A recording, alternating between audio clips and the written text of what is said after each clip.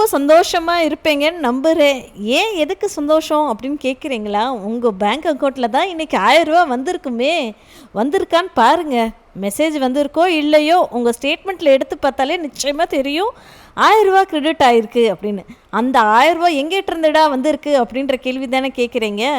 தமிழ்நாடுல கலைஞர் மகளிர் உரிமை அப்படின்னு சொல்லக்கூடிய ஒரு திட்டத்தின் கீழே அதில் உங்களுக்கு வந்திருக்கும்.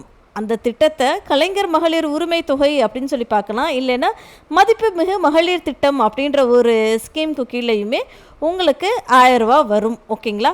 ஸோ இந்த 2 ஸ்கீமும் ஒரே ஸ்கீம் தாங்க. இந்த 2 ஸ்கீம் மூலயமா உங்களுக்கு 1000 இன்றைக்கி 15ஆம் தேதி கிரெடிட் ஆகியிருந்திருக்கும். ஒவ்வொரு மாதம் போன மாதமும் வந்திருக்கும், இந்த மாதமும் வந்திருக்கும். அப்படி தானே? செக் பண்ணி பாருங்கள். இது மட்டும் தானாப்பா இப்போ கொடுத்தாங்களே ஒரு வாக்குறுதி, அது என்ன ஆச்சு அப்படின்னு தானே கேட்குறீங்க. கேட்குதுங்க, உங்கள் மனசில் இருக்கிற சத்தம் எனக்கு கேட்டுருச்சு.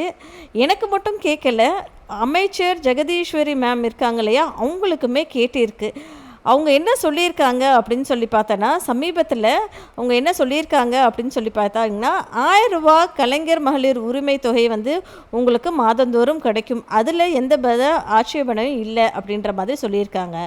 அது போக கவர்மெண்ட் வந்து ரொம்ப மும்முரமாக தீவிரமாக வேலை செஞ்சிட்ருக்கு. அந்த 1000 தொகையை 2500 கூட்டுறதுக்கு ரொம்ப மும்முரமாக வேலை பார்த்துட்டு இருக்குது அப்படின்ற மாதிரி அவங்க வந்து சொல்லியிருந்திருக்காங்க. சரிங்களா மக்களே? உங்களுக்கு நிச்சயமாக வந்து கிடைக்கும். 2500 உங்களுக்கு டெஃபினட்டாக வந்து உங்களுக்கு கிடைக்கும் அப்படின்ற மாதிரி அவங்க சொல்லியிருந்திருக்காங்க. ரொம்ப ஆகஸ்ட் மாதம் எதிர்பார்க்குறாங்க மக்கள் எல்லாருமே எதிர்பார்க்குறாங்க.